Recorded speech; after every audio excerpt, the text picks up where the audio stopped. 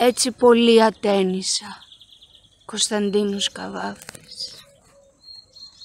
Την ομορφιά έτσι πολύ ατένισα, που πλήρης είναι αυτή η όρασής μου. Γραμμές του σώματος, κόκκινα χείλη, μέλη ειδονικά, μαλλιά σαν από αγάλματα ελληνικά παρμένα, πάντα έμορφα κι αχτένιστα σαν είναι, και πέφτουν λίγο επάνω στα άσπρα μέτωπα. Πρόσωπα της αγάπης, όπως τα ήθελε η ποίησή μου, μες στις νύχτες της νεότητός μου, μέσα στις νύχτες μου κρυφά, συναντημένα